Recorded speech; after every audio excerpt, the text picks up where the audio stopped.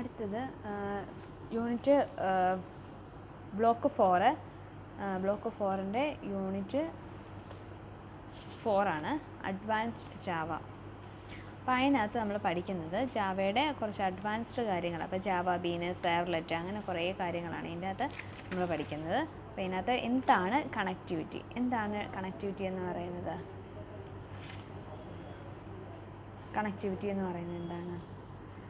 അതായത് ഇപ്പം during programming you may need to interact with database. ഇപ്പം നമുക്ക് ഡേറ്റാബേസുമായിട്ട് കണക്ട് ചെയ്യണം. ഇപ്പം നമ്മൾ ഒരു പ്രോജക്റ്റ് ചെയ്യുമ്പോഴത്തേക്കും ആ പ്രോജക്റ്റിനകത്ത് നമ്മുടെ പേര്, ഇപ്പം ഞാൻ പ്രൊജക്റ്റ് ചെയ്തായിട്ടൊരു എന്തിനു വേണ്ടിയിട്ടുള്ള ഒരു RT ഓഫീസിൻ്റെ ഒരു സൈറ്റാണ് ക്രിയേറ്റ് ചെയ്യുന്നത്. അതിനകത്ത് ആ സൈറ്റിനകത്ത് ജാവ വെച്ചിട്ടുള്ള സൈറ്റാണ് ഞാൻ ക്രിയേറ്റ് ചെയ്യുന്നത്. അപ്പോൾ അതിനകത്ത് ഞാൻ എനിക്ക് വെഹിക്കിളിൻ്റെ രജിസ്ട്രേഷൻ നടത്തിയെന്നുള്ളത് ഉള്ളൊരു ഫോമുണ്ട്. ആ ഫോമിനകത്ത് ഇടുന്ന ഓരോരുത്തരാണല്ലോ കയറുന്നത്, പലരായിരിക്കും രജിസ്റ്റർ ചെയ്യാൻ കയറുന്നത്. അപ്പോൾ ആ പലരും രജിസ്റ്റർ ചെയ്യുന്ന ആ ഫോമും അയാളുടെ ഡീറ്റെയിൽസും കാര്യങ്ങളും ഒക്കെ നമുക്ക് എവിടെയെങ്കിലും കൊണ്ടുപോയി എന്ത് ചെയ്യണം? സ്റ്റോർ ചെയ്യണം. എന്നിട്ട് ഈ നമ്മുടെ അഡ്മിൻ, അതായത് ഇപ്പോൾ RT ഓഫീസാണെങ്കിൽ ഓഫീസർ വായിക്കാൻ നേരത്ത് ആ ഓരോ പ്രാവശ്യം ആരൊക്കെ രജിസ്റ്റർ അയച്ചിട്ടുണ്ടെന്ന് പുള്ളിക്ക് വ്യൂ ചെയ്ത് കാണുമ്പോൾ ഓരോ പ്രാവശ്യം ഡേറ്റാബേസിൽ നിന്ന് ആരൊക്കെ അയച്ചു എന്നുള്ളതിൻ്റെ അവരുടെ ഡീറ്റെയിൽസ് ആ ഡേറ്റാബേസിൽ നിന്ന് എടുക്കുകയും വേണം.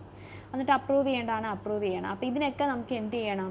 അപ്രൂവ് ചെയ്ത ഫോമൊക്കെ ഡേറ്റാബേസിലോട്ട് കയറ്റും, അപ്രൂവ് ചെയ്യാത്തതും ഒക്കെ അപ്ലോഡ് ചെയ്ത് ഒക്കെ നമുക്ക് കൊടുക്കണം അല്ലേ. അപ്പോൾ ഇതെല്ലാം ഡേറ്റാബേസിൻ്റെ കണക്ഷൻ വഴിയാണ് നമ്മൾ നടക്കുന്നത്. അപ്പോൾ എങ്ങനെ ഒരു കണക്ഷൻ എസ്റ്റാബ്ലിഷ് ചെയ്യുക എന്നുള്ളതാണ് പറയുന്നത്. അപ്പോൾ അതിന് വേണ്ടിയിട്ട് ഒറാക്കിളാണ് നമ്മൾ യൂസ് ചെയ്യുന്നത് കേട്ടോ. ഒറാക്കിളിനകത്ത് JDBC കണക്ഷൻ എന്ന് പറയും. ജാവ ഡേറ്റാബേസ് കണക്ടിവിറ്റീനെയാണ് JDBC എന്ന് പറയുന്നത് കേട്ടോ. JDBC. അപ്പോൾ JDBCക്കകത്ത് നമ്മൾ ചെയ്യുന്നത് എങ്ങനെയാണ് നോക്കിക്കേ. ക്ലാസ് ഡോട്ട് ഫോർ നെയിം ബ്രാക്കറ്റിനകത്ത് ഡബിൾ കോട്ട്സിനകത്ത് സൺ ഡോട്ട് ഡ്രൈവറിൻ്റെ പേര് എന്താണോ ആ ഡ്രൈവറിൻ്റെ പേര് പറഞ്ഞു കൊടുക്കുക കണ്ടോ. For name class dot for നെയിമാണ് യൂസ് ചെയ്യുന്നത് കണ്ടോ. ഇനി ഇതിനകത്ത് എന്താ പറഞ്ഞത്? Make the connection once the driver is loaded. ഒരു പ്രാവശ്യം കണക്ഷൻ കൊടുത്തു കഴിഞ്ഞാൽ എപ്പോഴും കണക്ഷൻ ഇതിന് വേണ്ടിയിട്ട് കണക്ഷൻ നമ്മൾ കൊടുത്തു വെച്ചിരിക്കുമായിരിക്കും കണ്ടോ. കണക്ഷൻ എന്ന് പറയുന്ന ക്ലാസ്സിന് CON എന്ന് പറഞ്ഞൊരു ഒബ്ജക്റ്റ് ക്രിയേറ്റ് ചെയ്തു. Driver manager dot get connection, എൻ്റെ URL യൂസർ നെയിമും പാസ്വേഡും പറഞ്ഞു കൊടുക്കുക കണ്ടോ. ഇത്രയും കാര്യങ്ങളും പാസ്വേഡും കണക്ഷൻ. അപ്പോൾ കണക്ഷൻ CON എന്നുള്ളത് റിട്ടേൺ ചെയ്യുന്നത് എന്താണ്? കണക്ഷൻ ഓപ്പൺ ചെയ്യാൻ വേണ്ടിയിട്ടുള്ളതാണ് കൊടുക്കുന്നത്. അപ്പോൾ ക്രിയേറ്റിംഗ് JDBC സ്റ്റേറ്റ്മെൻറ്റ്. ഇനി JDBC സ്റ്റേറ്റ്മെൻ്റ് ആണ്, അതായത് SQL സ്റ്റേറ്റ്മെൻ്റ് ആണ് അതിനകത്ത് നമ്മൾ യൂസ് ചെയ്യുന്നത്. അപ്പോൾ അതിന് വേണ്ടിയിട്ട് സ്റ്റേറ്റ്മെൻറ്റിന് ഒരു ഒബ്ജക്റ്റ് ക്രിയേറ്റ് ചെയ്തു. കണക്ഷൻ ഡോട്ട് ക്രിയേറ്റ് സ്റ്റേറ്റ്മെൻറ്റ് എന്ന് പറഞ്ഞത് കൊടുത്തു കണ്ടോ.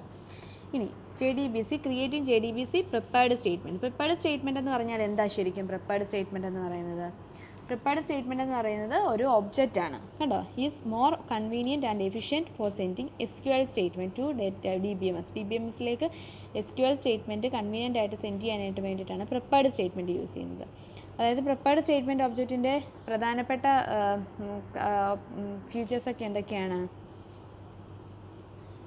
പ്രധാനപ്പെട്ട ഫീച്ചേഴ്സ്? അതിൻ്റെ അഡ്വാൻറ്റേജുകൾ എന്തൊക്കെയാണ്? Offered by prepared statement object എന്ന് പറയുന്നത് എന്താണ്? അഡ്വാൻറ്റേജുകളും കാര്യങ്ങളും. Prepared statement are also created with a connection method. Prepared statement നമ്മൾ എന്ത് വെച്ചുകൊണ്ടാണ് ക്രിയേറ്റ് ചെയ്യുന്നത്? കണക്ഷൻ മെത്തേഡ് വെച്ചുകൊണ്ടാണ് ക്രിയേറ്റ് ചെയ്യുന്നത്. The following code shows how to create a parameterised SQL statement with 3 input parameter. 3 input parameter വെച്ചുകൊണ്ട് എങ്ങനെ parameterised constructor create ചെയ്യുന്നത്? Prepared statement prepare update price കണ്ടോ. Prepared statement prepared update price എന്ന് പറഞ്ഞു കൊടുത്തു. Is equal to connection dot prepare statement എന്ന് പറഞ്ഞു update employee set EMP address എന്ന് പറഞ്ഞു കൊടുത്തു കണ്ടോ. കോഡുകൾ നമ്മൾ എന്ത് ചെയ്യും? ഇവിടെയാണ് പറഞ്ഞു കൊടുക്കുന്നത് കേട്ടോ. എന്നിട്ട് നമുക്കിപ്പോൾ prepare update price dot set int എന്ന് പറഞ്ഞ് ഇവിടെ അപ്ഡേറ്റ് പ്രൈസ് കൊടുക്കാം. ഇനി എന്തൊക്കെയാണ് എക്സിക്യൂട്ട് ചെയ്യാനായിട്ട് ഇൻസേർട്ട് ചെയ്യാനായിട്ടുള്ള കമാൻഡ് നോക്കിക്കേ. Statement STMT is equal to connection dot create statement എന്ന് കൊടുത്തു. സ്റ്റേറ്റ്മെൻറ്റ് ഡോട്ട് എക്സിക്യൂട്ട് അപ്ഡേറ്റ് ചെയ്യേണ്ട കാര്യങ്ങൾ എന്തൊക്കെയാണ്? നമ്മൾ സാധാരണ SQL കോഡ് എഴുതുന്ന പോലെ തന്നെ ഇവിടെ പറഞ്ഞു കൊടുക്കുക കണ്ടോ. ഇൻസേർട്ടിംഗ് ടൂൾ എന്ന് വെച്ചുകൊണ്ടാണ് ഇൻസേർട്ട് ചെയ്യാനായിട്ടുള്ള കോഡുകൾ വരുന്നത് കണ്ടോ. സെലക്ട്, അതുപോലെ തന്നെ സെലക്ട് ചെയ്യാനായിട്ട് സെലക്ട് സ്റ്റേറ്റ്മെൻറ്റ് എന്ന് വെച്ചാൽ എന്താണ്? അതിന് വേണ്ടിയിട്ട് നമ്മൾ റിസൾട്ട് സെറ്റാണ് യൂസ് ചെയ്യുന്നത്. അപ്പോൾ query is accepted to return set of tuples കണ്ടോ.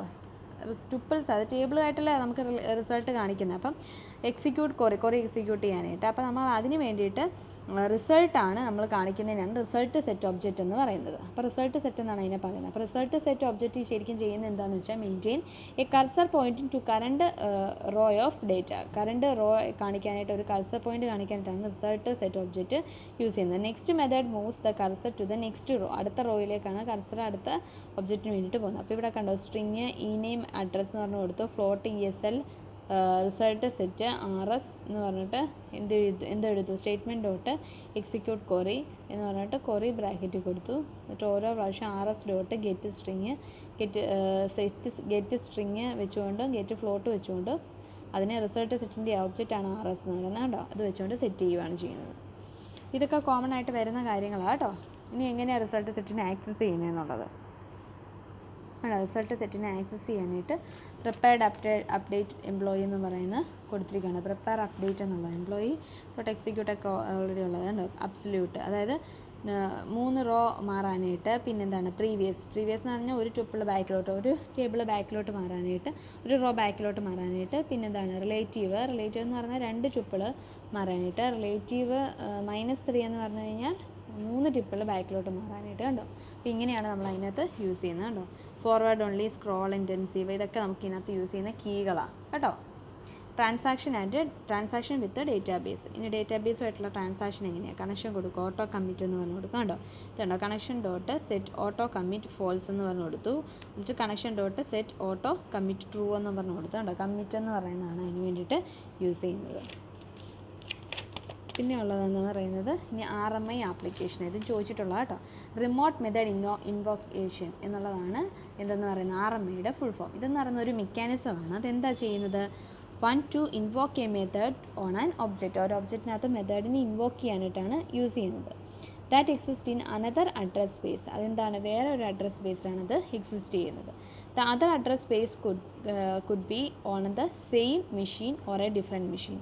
വേറൊരു അഡ്രസ് സ്പേസ് എന്ന് പറയുന്നത് എന്താണ്, സെയിം മെഷീൻ അല്ലെങ്കിൽ ഡിഫറെൻറ്റ് മെഷീനിലാണ് ഇരിക്കുന്നത്. RMI mechanism is basically an object oriented RPC mechanism. ഇതൊരു ശരിക്കും പറഞ്ഞാൽ എന്താണ്, ബേസിക്കലി ഒരു RPC മെക്കാനിസമാണ്. എങ്ങനെയുള്ള RPC മെക്കാനിസമാണ്, ഒബ്ജക്റ്റ് ഓറിയൻറ്റഡ് RPC മെക്കാനിസമാണ്. RMI applications often compressed 2 separate programs, a server and a client. ഒരു സെർവറും ഒരു ക്ലയൻറ്റും. A typical server application creates some remote object, makes difference to them accessible, and wait for client to invoke method on this remote object. അതായത് പല remote ഒബ്ജക്റ്റുകളിലും ഇത് invoke ചെയ്യുന്നുണ്ട് കണ്ടോ. ഇങ്ങനെയുള്ള RMI provide the mechanism by which the server and client communication and pass information back and forth. കണ്ടോ, information എന്നിട്ട് എന്ത് ചെയ്യും, മുമ്പോട്ടും പുറകോട്ടും എന്ത് ചെയ്യും, ബാക്ക് ആൻഡ് ഫ്രണ്ട് ഇൻവോക്കേഷൻ ആയിട്ടാണ് നടത്തുന്നത്. The client is the process that is invoke A method on remote object. Client എന്ന് പറയുന്നത് എന്താണ്, ഒരു പ്രോസസ്സ്, അത് റിമോട്ട് ഒബ്ജക്റ്റിനെ ഇൻവോക്ക് ചെയ്യാനായിട്ടാണ്. RMIനെ പറ്റി അതിൻ്റെ ഡെഫിനിഷൻ, അതിൻ്റെ കാര്യങ്ങൾ എന്തൊക്കെയാണ് പർപ്പസുകളാണ് ഉള്ളതെന്നുള്ളത്. റിമോട്ട് മെത്തേഡ് ഇൻവോക്കേഷൻ ഡെവലപ്പ് ചെയ്യാൻ വേണ്ടി 3 പ്രോസസ്സുകളാണ് ഉള്ളത്. അത് ഏതൊക്കെയാണെന്നുള്ളത്, ക്ലയൻറ്റും സെർവറും പിന്നെ ഒബ്ജക്റ്റ് രജിസ്ട്രി കണ്ടോ. ഒബ്ജക്റ്റ് രജിസ്ട്രി എന്തിനാണ്, ഒബ്ജക്റ്റിൻ്റെ നെയിമും കാര്യങ്ങളും ഒക്കെ വെക്കാൻ കണ്ടോ. അപ്പോൾ ഇങ്ങനെയുള്ള ഓരോന്ന് ക്ലയൻറ്റ് എന്താ സെർവർ എന്താണെന്ന് നമുക്കറിയാം. ഇനി remote classes and interface. Remote class എന്ന് പറയുന്നത് എന്താണ്, റിമോട്ട്ലി നമ്മൾ യൂസ് ചെയ്യുന്ന ഇൻസ്റ്റൻസുകളെയാണ് റിമോട്ട് ക്ലാസ്സുകളെന്ന് അതിനകത്ത് വരുന്ന ഇൻസ്റ്റൻസ്. അപ്പോൾ 2 ഡിഫറെൻറ്റ് വേയിൽ നമുക്ക് റെഫറൻസ് ചെയ്യാം. ആൻഡ് ഒബ്ജക്റ്റ് ഓഫ് സച്ച്, അതുപോലത്തെ ക്ലാസ്സിലെ ഒബ്ജക്റ്റിന് 2 രീതിയിൽ നമുക്ക് റെഫർ ചെയ്യാം. ഒന്നെന്ന് പറയുന്നത് എന്ത് വെച്ചുകൊണ്ട്, അഡ്രസ് സ്പേസ് വെച്ചുകൊണ്ട് റെഫർ ചെയ്യാം. പിന്നെ എന്ന് പറയുന്നത് അഡ്രസ് സ്പേസിനകത്ത് ഒബ്ജക്റ്റ് വെച്ചുകൊണ്ട് തന്നെ റെഫർ ചെയ്യാം. 2 പാർട്ടാണ് റിമോട്ട് ക്ലാസ്സിനുള്ളത്, ഒന്ന് ഇൻ്റർഫേസും പിന്നെ ക്ലാസ്സും. അപ്പോൾ ഇൻ്റർഫേസ് എന്താണ്, ഇൻ്റർഫേസ് എന്ന് പറയുന്നത് പബ്ലിക് ആയിരിക്കും. അതുപോലെ തന്നെ java.rmi.remote interface എന്നായിരിക്കും അതിൻ്റെ എക്സ്റ്റൻസ് വരുന്നത്. റിമോട്ട് ക്ലാസ്സിൻ്റെ കുറേ പ്രോപ്പർട്ടി ഇവിടെ പറഞ്ഞിട്ടുണ്ട്. അതായത് റിമോട്ട് ഇൻ്റർഫേസ് ആയിട്ടായിരിക്കും ഇൻവോൾവ് ചെയ്യുന്നത്. അങ്ങനെ 3-4 പ്രോപ്പർട്ടീസ് ഇവിടെ പറയുന്നുണ്ട്. അത് വായിച്ച് നോക്കിയാണ്. RMIയുടെ ആർക്കിടെക്ചർ, RMI ചോദിക്കുന്ന ക്വസ്റ്റ്യൻ കേട്ടോ, അതിൻ്റെ ആർക്കിടെക്ചറാണ് ഇവിടെ കാണിച്ചിരിക്കുന്നത്. സ്റ്റബ് ആൻഡ് സ്കെൽറ്റൻ ലെയർ ഉണ്ട്, റിമോട്ട് റെഫറൻസ് ലെയർ ഉണ്ട്, ട്രാൻസ്പോർട്ട് ലെയർ ഉണ്ട്. അത് ഓരോന്നിനും എന്നത്തിന് വേണ്ടിയിട്ടാണ് യൂസ് ചെയ്യുന്നത് അതിൻ്റെ നേരി കിടപ്പുണ്ട്. പിന്നെ ഇതിൻ്റെ സെക്യൂരിറ്റിയാണ് പറയുന്നത് കേട്ടോ. സെക്യൂരിറ്റി എന്ന് പറയുന്നത് ഇപ്പം ഒരു കോമൺ ആയിട്ടുള്ള പ്രോബ്ലം എന്ന് പറയുന്നത് RMIയിൽ എന്ന് പറയുന്നത് ഒരു ഫെയിലിയറാണ്. അതെന്താ വെച്ചാൽ സെക്യൂരിറ്റി കൺസ്ട്രെയിൻസ് കൊണ്ടാണ് അത് ഫെയിലിയറാണെന്ന് പറയാനായിട്ട് കാരണം കേട്ടോ. ഇനി അതിൻ്റെ creating distributed application using RM ഉപയോഗിച്ചുകൊണ്ട് എങ്ങനെ ഡിസ്ട്രിബ്യൂട്ടഡ് ആപ്ലിക്കേഷൻ ക്രിയേറ്റ് ചെയ്യുന്നത് അതിൻ്റെ സ്റ്റെപ്സാണ് ഇവിടെ പറഞ്ഞിരിക്കുന്നത് കേട്ടോ. ഇനി അതുപോലെ തന്നെ compile source and generate Stubbs, എങ്ങനെയാണ് സോഴ്സ് കമ്പൈൽ ചെയ്യുകയും സ്റ്റബ് ജനറേറ്റ് ചെയ്യുന്നത്. അതിന് വേണ്ടിയിട്ട് 2 പ്രോസസ്സുകളുള്ളത്. ഫസ്റ്റ് സ്റ്റെപ്പിൽ ജാവാസി കമ്പൈൽ ചെയ്യും, കമ്പൈലർ വെച്ചുകൊണ്ട് കമ്പൈൽ ചെയ്യും. അതിനകത്ത് ഇംപ്ലിമെൻറ്റേഷൻ, റിമോട്ട് ഇൻ്റർഫേസിൻ്റെ പിന്നെ ഇംപ്ലിമെൻറ്റേഷൻ്റെയൊക്കെ ഇൻവോൾവ്മെൻ്റ് ഉണ്ടാവും. അതിനുശേഷം ക്ലാസ് എന്ത് ചെയ്യും, നെറ്റ്വർക്ക് ആക്സസിബിൾ, ഈ ക്ലാസ് നെറ്റ്വർക്ക് ആക്സസിബിൾ എന്ന് പറഞ്ഞു കൊടുക്കും. സ്റ്റാർട്ട് ആപ്ലിക്കേഷൻ എന്ത് ചെയ്യും, സ്റ്റാർട്ട് ചെയ്യും. ഇനിയുള്ളതാണ് ജാവ സെർവ്ലെറ്റ്. എന്താ സെർവ്ലെറ്റ് എന്ന് പറയുന്നത്?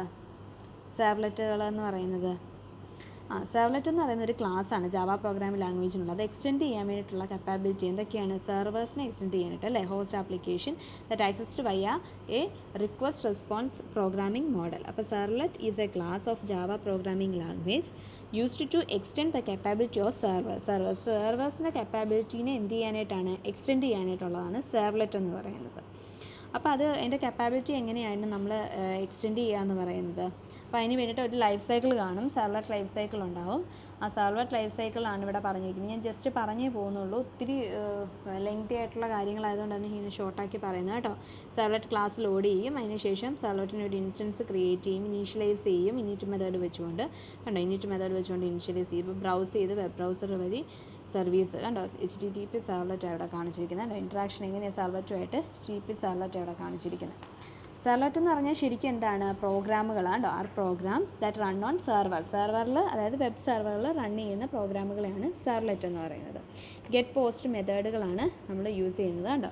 ഗെറ്റ് മെത്തേഡ് എന്ന് പറയുന്നത് ബ്രൗസറിന് കൊടുക്കും, which user types in URL on the address line. Address ലൈനിൽ കാണാൻ പറ്റും നമുക്ക് ഗെറ്റ് കൊടുത്തു കഴിഞ്ഞാൽ. Servlet can very easily handle post requests that which may generate when someone create HTML form that specifies method is equal to post. കണ്ടോ, post വെച്ചുകൊണ്ടാണ് method പറയുന്നത്.